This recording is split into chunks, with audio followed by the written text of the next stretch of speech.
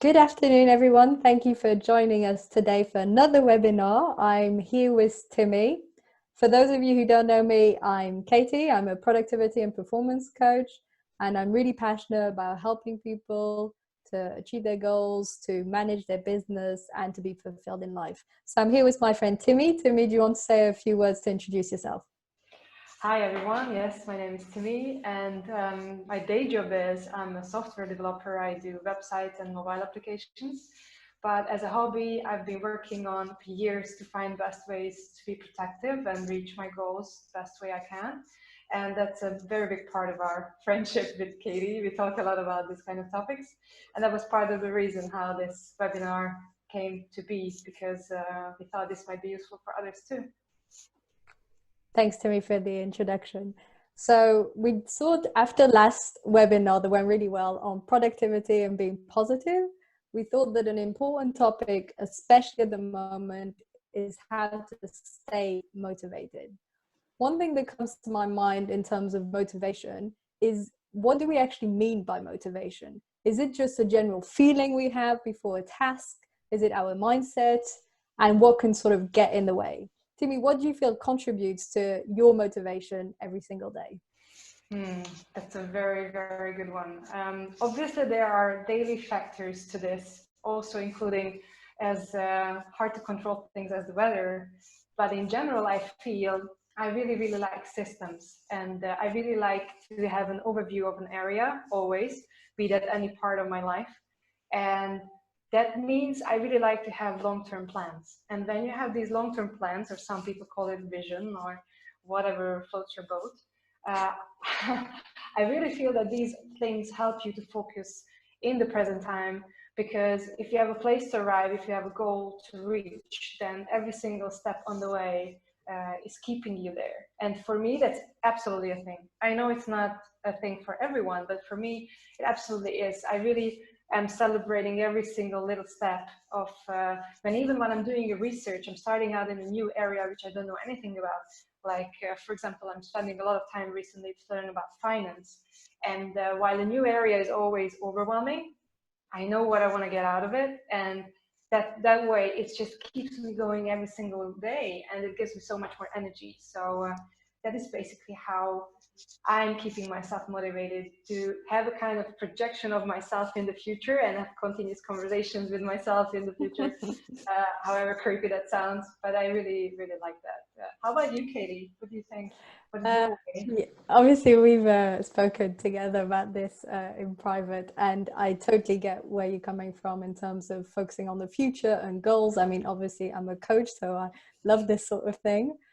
But something I came to realize not that long ago was that although it was fantastic to constantly be, aiming towards your goals, to project in the future, to gain motivation from where you're heading, I've realized that something that really helps me to keep motivated is actually enjoying a task in the moment.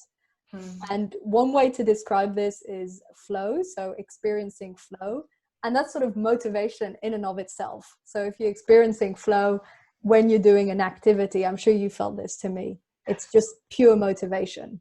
True, true. It's true. It happens multiple times. When I'm lucky, it happens when I'm coding, and that's really a beautiful feeling. Especially because when you do this kind of work, it really engages a lot of parts of your brain, and you really need to have multiple things working together to come up with one good solution. So that's the time when I experience it the most intense. But also any other time when I'm getting deep into a subject and I do research or whatever it can be just being with friends and being in the moment and taking energy from there and just being purely happy and not wanting to be anywhere else in the world. So yeah, those are lovely moments. I think that makes a whole lot of sense. How do you think um, how do you think you help to induce this kind of flow? What do you do to help to get to this stage?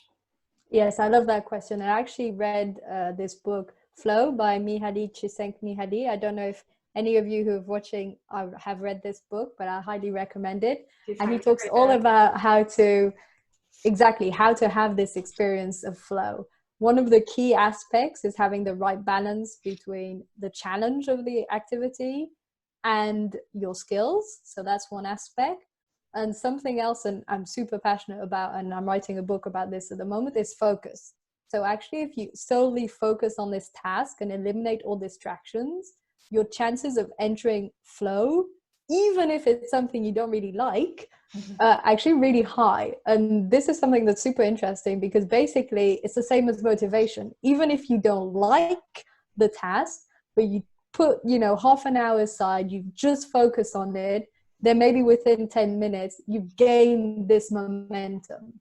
And the author of this book, Flow, talks about autotelic experiences and also autotelic personality, which autotelic comes from the Greek auto meaning self and telos meaning goal. And autotelic experiences are basically experiences that are rewarding in and of themselves. So this is why we can get motivation when we're in flow.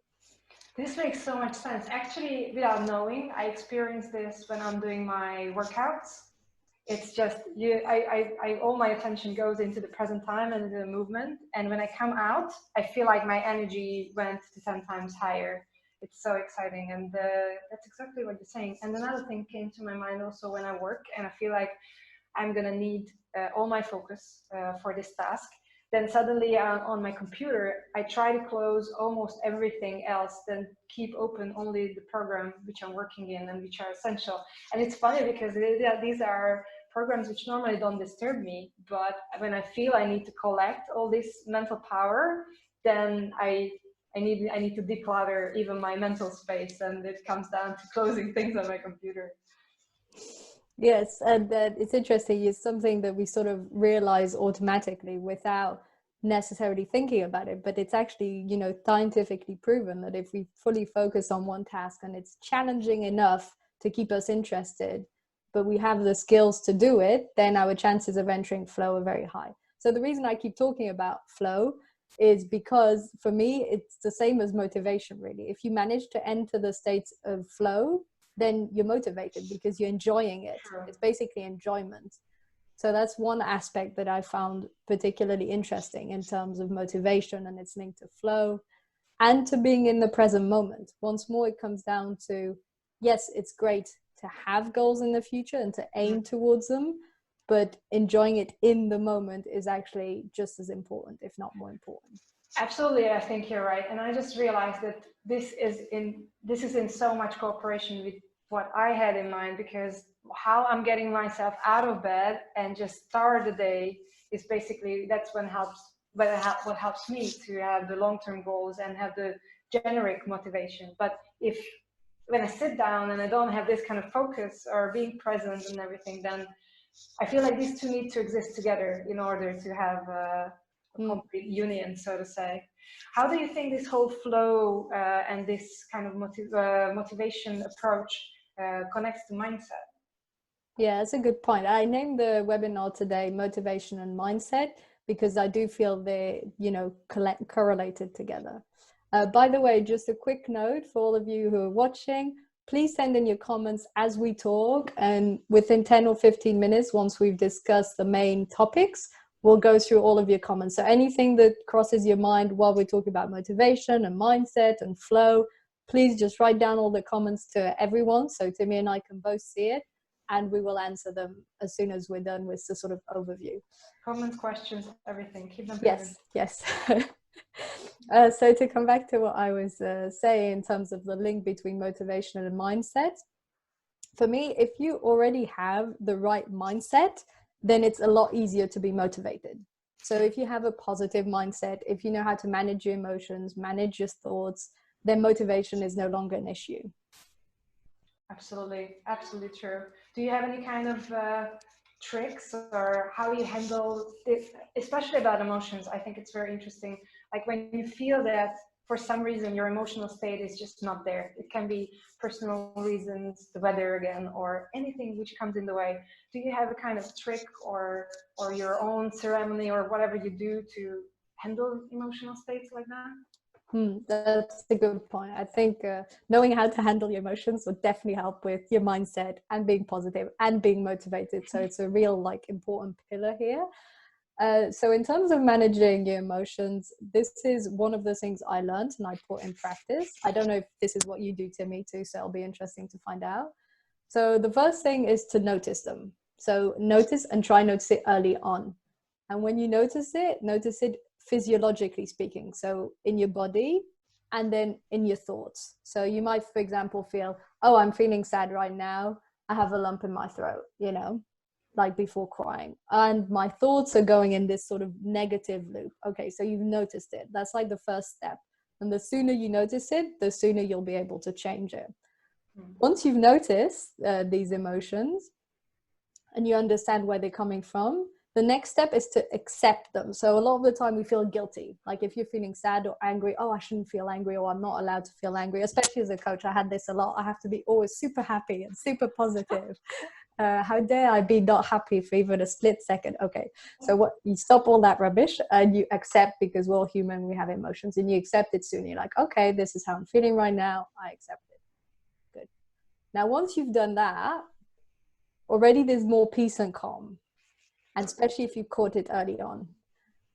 And then, and this is the tricky bit, and you can train yourself to do this, you can actually choose to change your state. So let's say it's before a really important meeting, and just before that you've had terrible news and you're super crushed and super sad, but you have this massive board meeting with 10 directors and you need to, I don't know, pitch your company. You can't afford to like burst into tears because you've had this devastating news, right? So you need to change your state. And we all know how to do this. It's just some people practice it more often. So basically, you notice emotion, you accept it, and then to change your emotion, there are three key factors, and this is what Tony Robbins calls the triad. So first of all is your physiology, your posture. So you might want to sort of stand up, breathe really deeply. This is where the breathing comes in practice. Feel sort of grounded, maybe walk a bit. So that's the physiology, because we are linked directly to our body. The second part is the language. So what are you saying to yourself? So if you've just had this terrible news, you might reframe in your mind, actually, whatever, and you just reframe it so it's better. So that's the physiology, the language, and then your focus. So if you're focusing on what you just heard and the bad news, you might feel gutted. But if you're focusing on this meeting you have to deliver, you change. So basically, to summarize all this, to manage your emotions, you notice them, you accept them, and you change them if you need to or want to. But a lot of time we don't want to stay sad or angry for days. So as soon as you feel you can, you choose to change it. And the three techniques here are focus, physiology, and language. Wow. Okay. Wow. I just feel you gave like complete tool set there to do next time I feel like this, and that's super cool. I feel my approach is way more crude, but that's how far I got, and it kind of works for me. So I thought to tell you about that. So what happens with me? First, there's two options. It could be like a mild case of I don't really feel good for whatever reason, or it could be I'm just gone. I'm like, I don't feel like existing kind of thing. And it's interesting. I'm like, not really sad, but I feel like I just don't want to be. I literally, that's the feeling I have. And then I just need to sleep. I need to sleep it out. This is completely a personal thing, but that's what I observed, that I can get through it easier if I just sleep, because then I don't suffer at least. Anyway, so that's the reason why I'm saying this, because there's like a choice to make what kind of state I'm in. Because if I don't catch it in time, exactly how you said it, and it's already too deep, then I can't find it. Then I know that, okay, now I just need to sleep. Like I literally need to sleep. That is my way, but everybody needs to explore their own way, what helps, right? But if I'm not in this kind of state and it still can be handled, then something which was really useful for me, both handling daily based emotions and also when I got into a situation of, let's say, public speaking. It could be like, I don't know, 100, 200 people, and you have a speech to make. And I'm doing exactly the same in this kind of situation I'm handling myself, which is focusing on the message or the importance of the task which I need to engage in instead of on myself. Because exactly how you said it, like if I focus on my own grief or whatever just happened, that's absolutely not helping anyone, and it just brings you down, further down on the spiral. Now, if I focus on the message which I wanna bring across, for example, in public speaking, then I think it's easy to handle being nervous in this kind of case when you realize that, oh, hold on, if I manage to relay these ideas 100% to the people listening to me, they might be able to use it and actually have something going better in their lives. Now that's absolutely more important than me being nervous, right? So that's what I use there. And the same when I sit down to work and I don't really feel like it, then I'm like, okay, so I made a promise, and these people, these companies are relying on me. There could be like quarterly or half-year plans relying on the things I'm building and what we are building together, right? So the fact that I'm not in the mood is not really a factor, and I just need to get over myself. And sometimes I help it with little treats, like let's say, okay, I'm just gonna take one piece of chocolate or do something which I know that it's just a little bit of a boost to get me going. And then when I get into the flow, then we're already good. So Nice. these are cool. But I like that. yours is way more detailed. I like that. No, I like yours too. I like yours too. I mean, to summarize what you just said to me, I really like sleep. And actually, that goes back to what I said, also changing your physiology. Sometimes you just need to sleep or eat or stand straight and go for a walk. When you're in a bad state, that can help you get out of it. So I actually really like that about sleep. And the other really interesting thing you mentioned was basically not focusing on yourself, but on others. And that definitely really helps me, because there's been a few times where I've been, you know, like everyone, going through, you know, stuff in my life, and I've had a coaching session. I've been like, right, you know, this isn't about me anymore, you know. And you sort of go in, and it's literally like you put on pause the voice in your mind.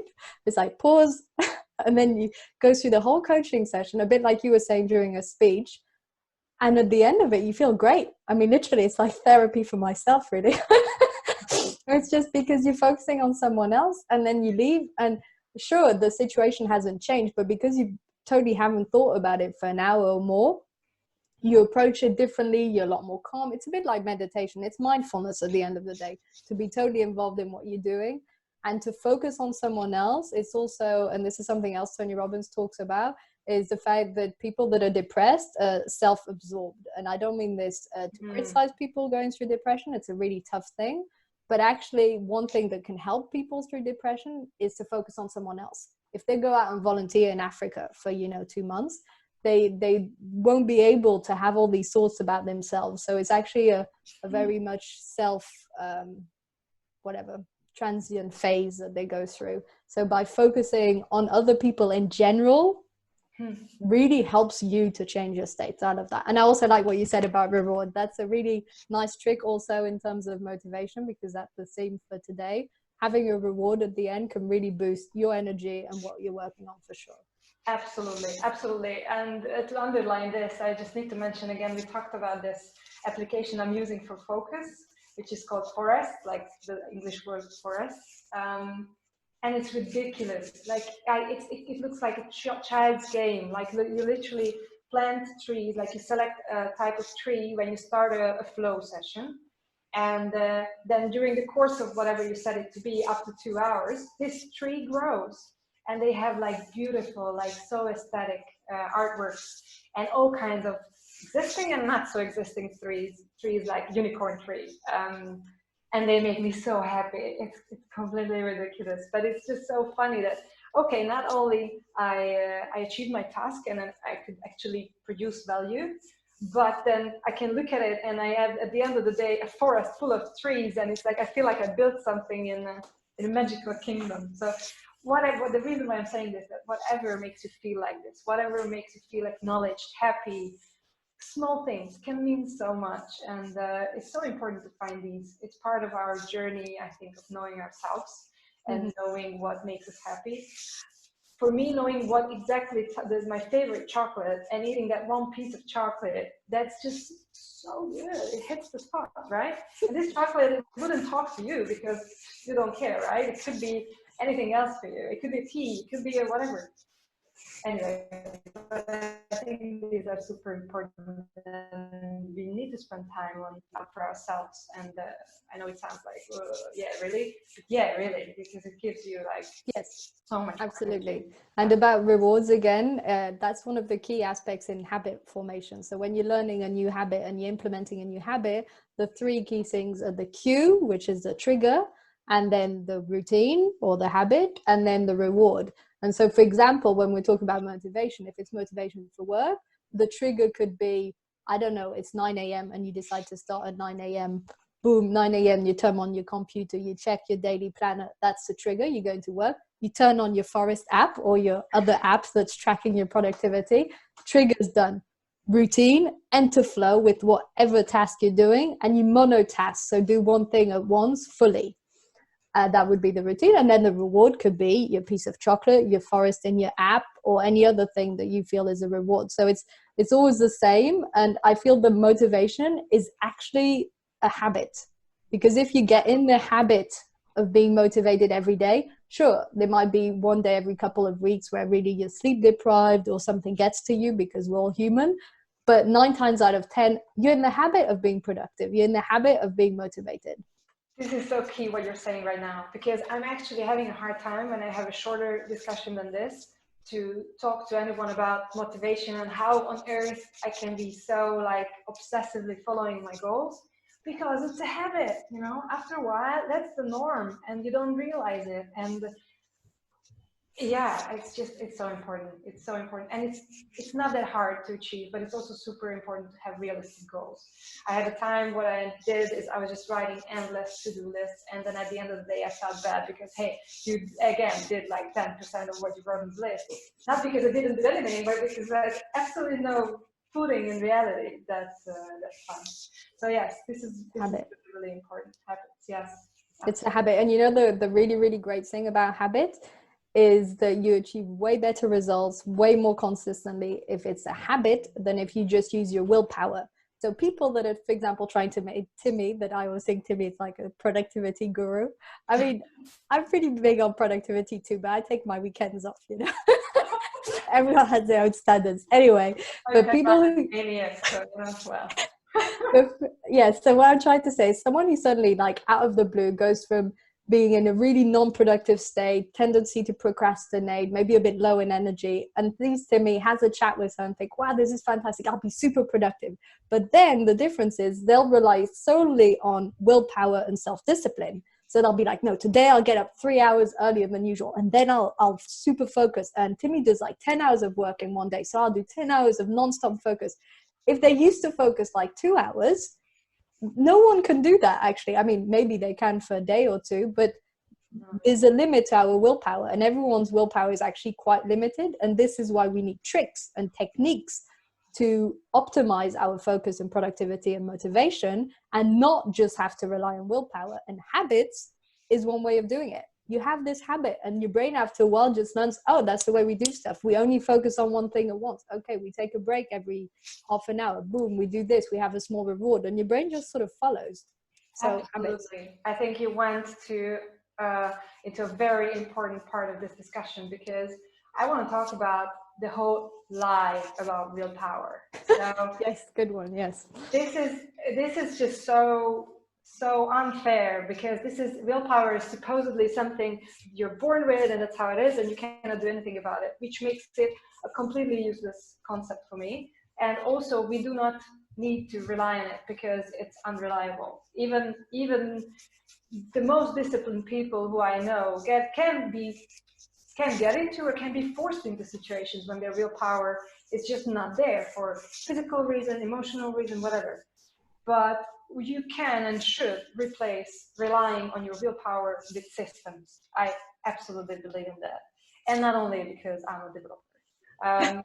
But really, like if you think about it, and this is coming back to the same thing as habits, but for me in my mind, it's like a myriad of habits. So if you imagine different areas of your life and how they're supposed to work and what kind of operations they should have, you can grow like these group of habits which are all supporting each other, which could be if for productivity, it could be that I go to bed in time. For health, it could be I eat healthy.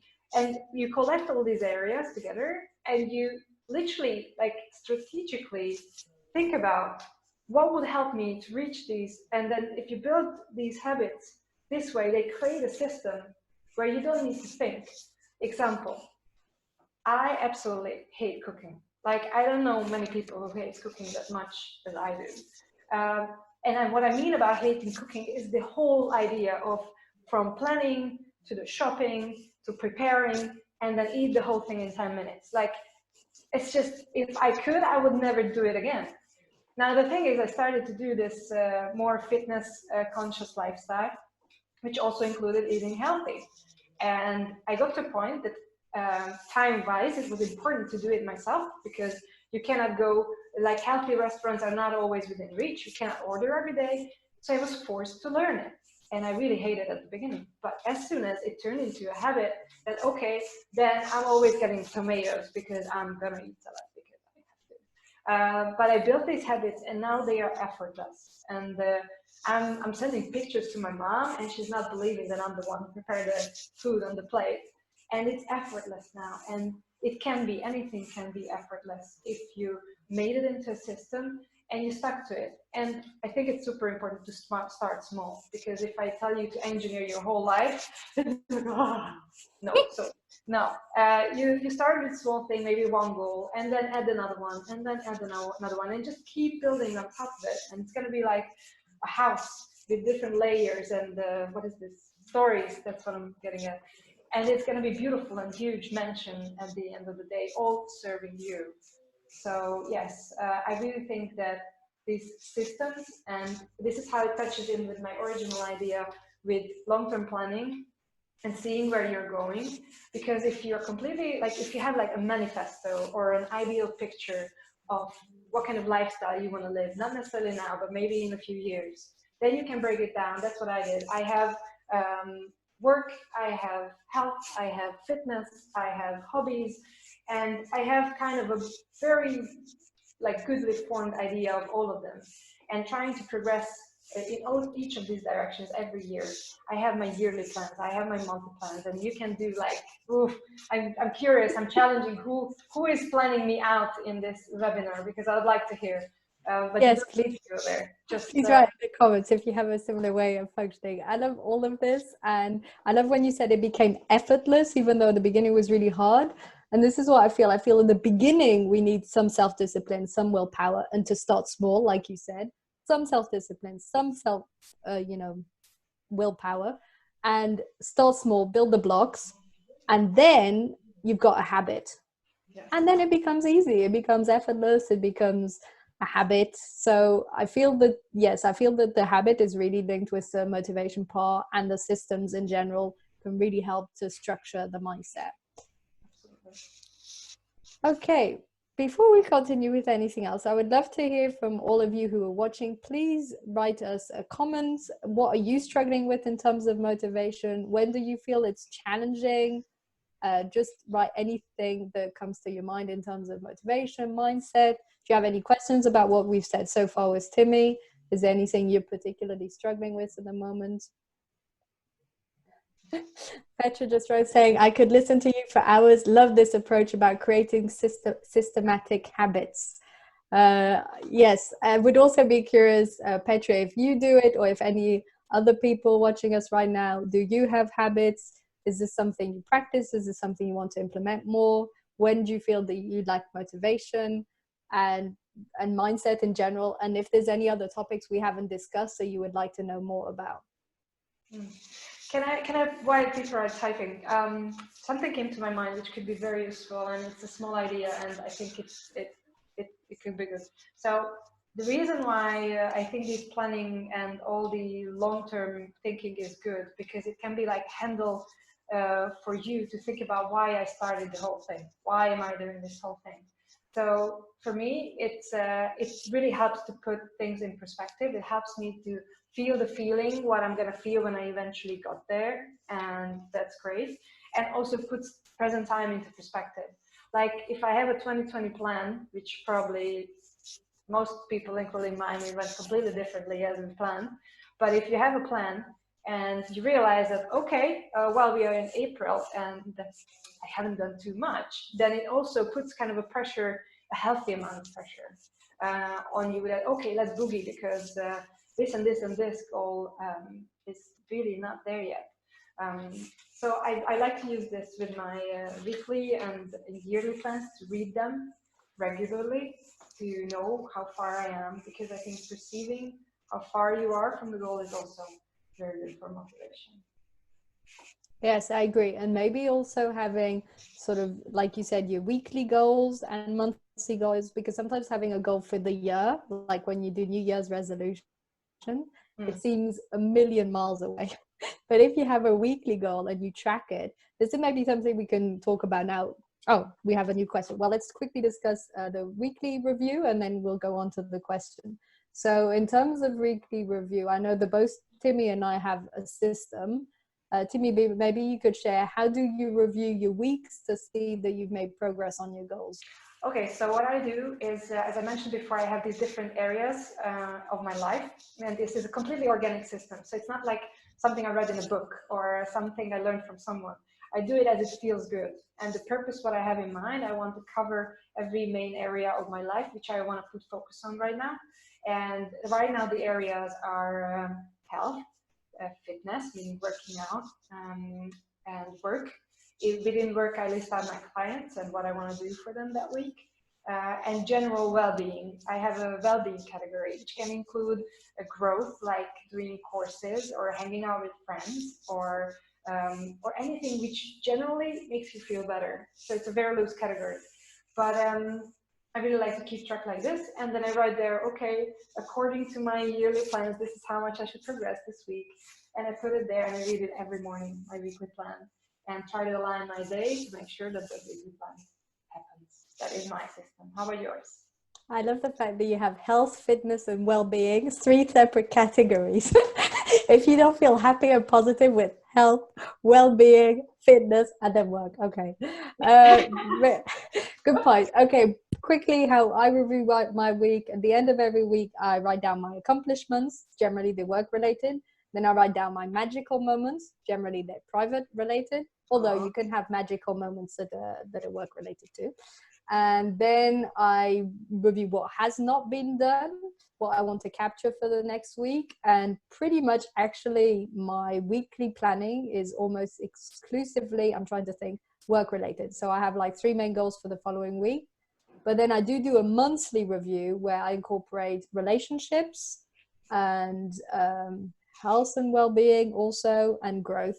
So I think I do that more on a monthly, and then I have a theme. For example, I don't know, I want to practice my guitar more regularly, Mm-hmm. or I haven't been learning my Swedish. I have been, but there was a time I wasn't. So Yeah. then that would be more on a monthly. But I like the idea of having a well-being category on a weekly basis. I might incorporate that. It Timmy's really full of helps. great ideas. Every time I have a talk with Timmy, I'm like, oh, I must do this. Last time I put in the Forest app, and that was really cool, and I'm really enjoying it. Oh, Recommend that. I will send it later in the review. And yeah, it's always really inspiring. There's always so many ideas.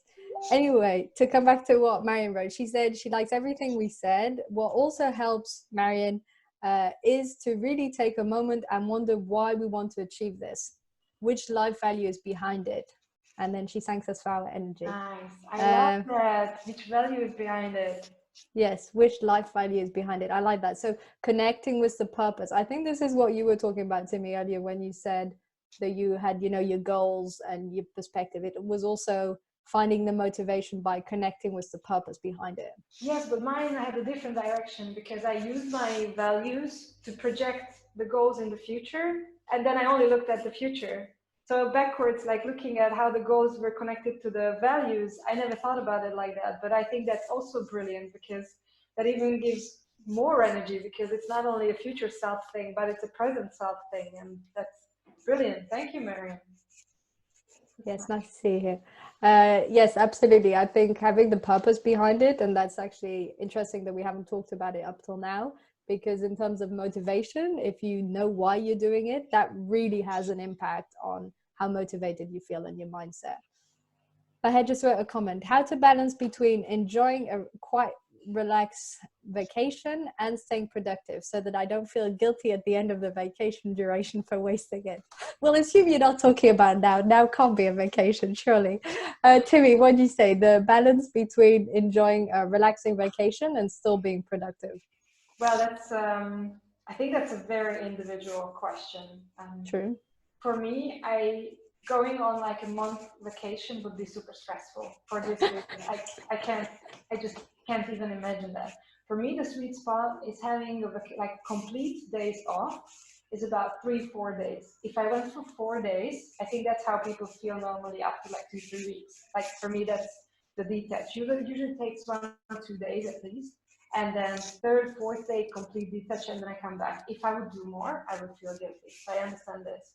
What I do, though, I'm trying not to get to the point of exhaustion, but my general working setup, or how I allocate my hours during the day, gives me a lot of space to breathe and relax during the week continuously. So you mentioned that I don't do weekends. That's true. What I do balanced days. So I try to work about 6 hours a day. And when I say 6 hours, I don't mean like when we go to the office and 2 out of them was sitting above a coffee and talking to your colleague 6 hours, but focus, like flow 6 hours. And then when that's done, and then I have this reasonable list, then the rest of the day I can relax. And I think it's really important to try to incorporate that. And obviously it's harder when you have a family and other things in your life which I don't have. But it's still like having that mindset, okay, now I'm done and I'm focusing on my family, on my boyfriend, on my husband, on whatever that is, on a daily basis. That helps to stay healthy there. Then you don't need the 2 months or 1 month vacation. And otherwise, I really do just this short 4 days here and there. So that's my way. How are you doing this? Yes, I love the way you say you balance sort of, you know, your 6 hours of full focus and then you sort of the rest of the time more relaxed. I agree. For me, what works really well is time slotting. We were talking about it the other day with Timi. Time slotting is basically deciding beforehand the hours where you're going to relax and the hours you're going to work. So it's a pretty simple system. Between, for example, 8 a.m. and 10 a.m., doing your morning routine, exercise, reading, whatever it is you want to do, then 10 to 12 work, fully focused work, 12 till 2 lunch break. I mean, I'm just sort of inventing hours, but if you're trying to sort of aim for balance, you could decide I'll only work mornings, or I'll only work afternoons, or I'll alternate. But if you decide beforehand, it makes it a lot easier. And then you don't feel guilty if you take, for example, a whole day off, because you've already decided that on Fridays you're going to relax. So it's like authorized relaxation and not procrastination. That is so important. This was a game changer for me. Actually, I don't even know why this has come to my mind. Yes, we just talked about this. Because when having this constant need to grow and go ahead and get your goals and be in front of everyone and then you need to allocate time for relax. That absolutely, like 100% how you said everything. That's basically what I started doing. So when our life has changed recently in the last month, the first week I spent a lot of time relaxing, like watching TV shows or operas or whatever floats your boat, doesn't matter, just being passive and trying to relax that way. But then that didn't really feel right, and I felt that I'm kind of losing this being able to focus the same way as I want to. And I started doing this time slotting about 2 weeks ago. And it went to the extent that when I'm doing my weekly plan on Mondays or Sunday nights, I have a basic layout for the whole week, exactly how you said it. I know how many hours I need to spend on each client I have, and I know how many hours it's going to take if I want to fulfill my workout goals, and I know how many hours it's going to take if my growth goals are going to be met, like learning about finance or learning about whatever that is. And then interestingly enough, when you lay that out, there's a lot of time which stays allocated, which I haven't realized. So you always focus on the load, on the to-do list, which you need to do, but actually there's space, a lot of space for relaxing and doing other things which you haven't planned. And that in itself is just so calming, and you realize you have space instead of focusing on the obligations, you know? So time slotting, absolutely. Yes, I love time slotting. And also the fact that you can also allocate times but without deciding what you'll do. For example, you could say, I finish work every day at 6 or at 7, and the rest of my evenings are free. And you can either say, and during this free time, I will practice my instrument or read this book, but you can also say it's free. And then if at that moment you want to do whatever it is you want to do. So it's also, it leaves you that creativity. You have the structure, that this is a whole balance, right? The structure and the flow and the creativity. And once you find that middle ground between things that are really structured and that you put in place to achieve your goals, to work, to be focused, to be productive, and then the creative, relaxing time. Absolutely. So true. And I haven't thought about it, but yes, this guilt-free part is absolutely a plus. Absolutely a plus. Because I started to feel that. And that's great, because you feel every area of your life is under control and doesn't require attention. Also helps to snap into this vacation mode on daily basis when you know that it's fine to relax now. It's fine. Everything is okay. Yes. It's cool. And the other thing I was going to say is for people to experiment. So anyone who's watching right now, just try different stuff. You know, Timi has her approach. I have my approach. 20 million other people have other approaches. Try, you know, like try working just mornings, just afternoons. Try using the Forest app or the Pomodoro app to have timings for your work. Does that work for you? Have longer breaks, have shorter breaks, take days off or don't. But sort of, if you don't experiment, you don't know what works well for you. So I also think that a lot of it comes down to you just try a bunch of things out and then realize, wow, actually it works really well for me. I don't know, to work nonstop with just a few breaks from 8 a.m. till 3 p.m. and then have the rest of my afternoon off. You know, people work differently. Absolutely. You're so correct. And this reminded me of something I just heard yesterday from someone who I really, really respect. He also read it somewhere. So the word decision actually comes from, I don't remember, I'm sorry about the Greek or Latin, but it means to cut off all the other options and go that way. And that in itself is just so freeing, this concept, I think. So what I'm saying is that don't feel that your plans or your decisions right now are putting you in a cage, which is forcing you in a way. And if you made a 5-year plan, then you're locked in and you cannot breathe. That's not the point. You are the one running the show. You are the one making the plans, and you are the one who has the power to change them anytime. But you still need to make a decision, because if you don't start experimenting and doing, then nothing is going to happen, and you're never going to know what works for you. And I want to mention here also something about, now it's 5 years ago, oh geez.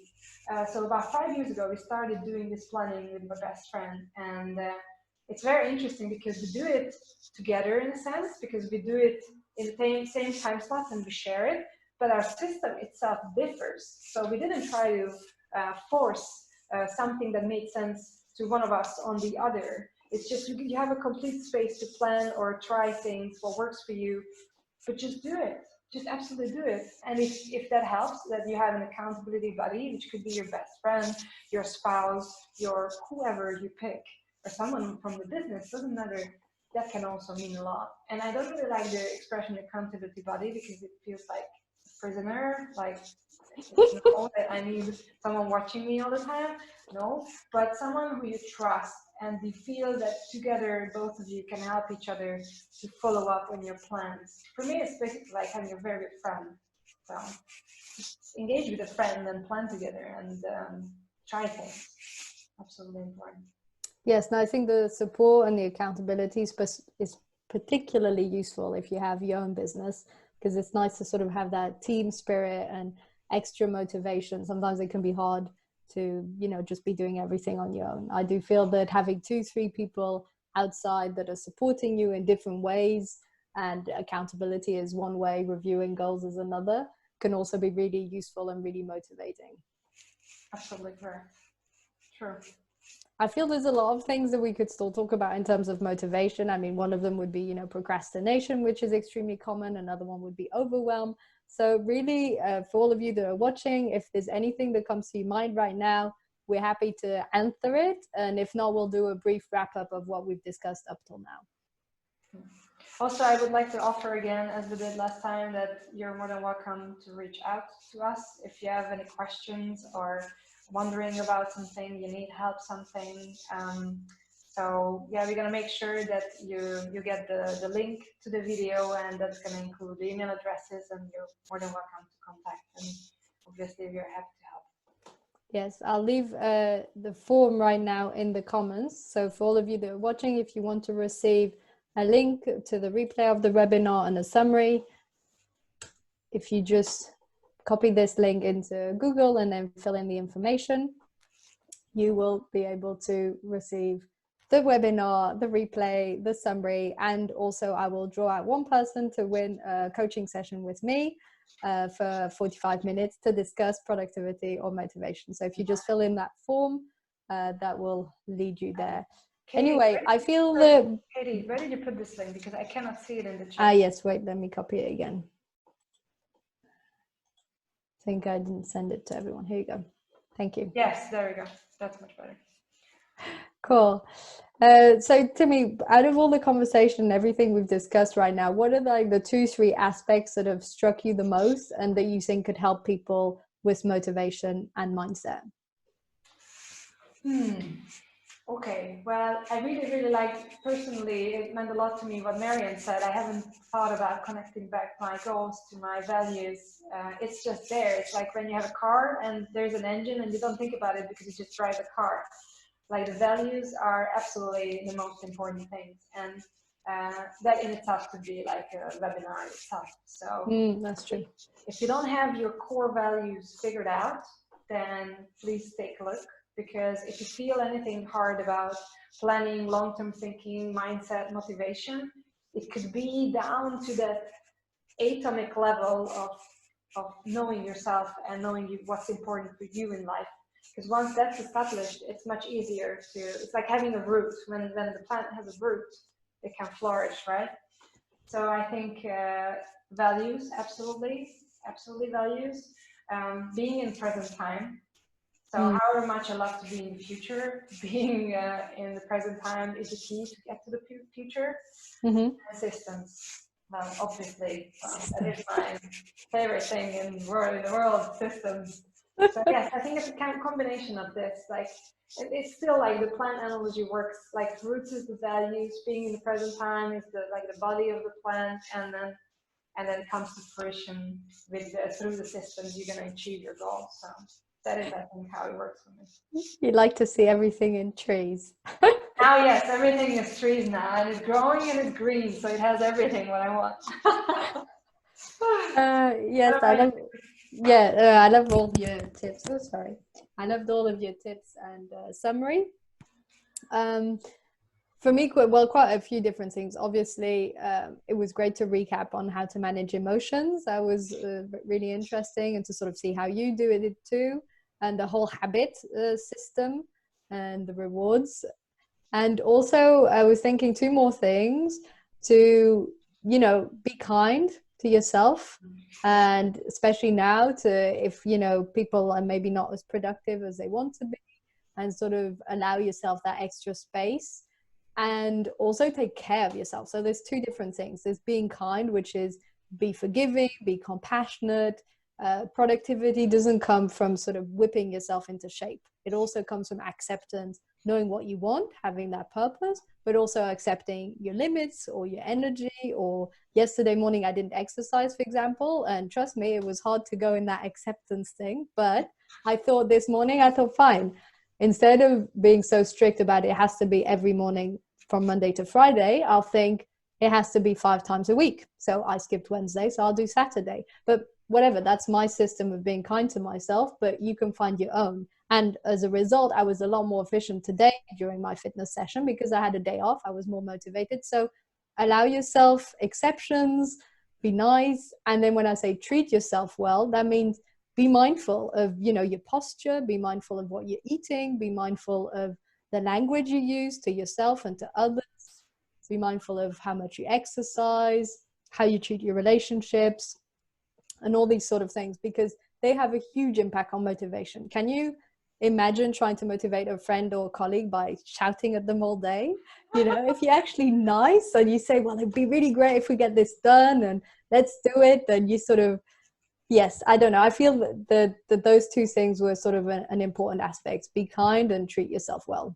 Absolutely correct. And the shouting way is also not my way. I think very few people enjoy that. A few, I think, do, but very few don't. Most people don't. Most people don't. Great. Well, thank you so much for watching. It was great having Timi back on with me today to discuss a whole new topic on motivation and mindset. I hope it's been useful for you. I hope you've got a lot of value out of it. Please let me know. Send me an email. I'll write down my email right now. and send me an email if you have any questions about what we discussed today, and if there's anything that we can help you with, and if anything comes to your mind following the webinar, I'm more than happy to tune in and let you know. Exactly. Thank you so much. Thank you so much also for having me to share this time with me also. I love always hearing your insight, your very structured thinking. It really comforts me. It really helps me to grow, I really think. So thank you so much, and thank you for your time, everyone who was here. I really hope that you find it at least partially as motivating as I found it, because I actually really enjoyed it. Thank you, everyone. Thank you. Bye.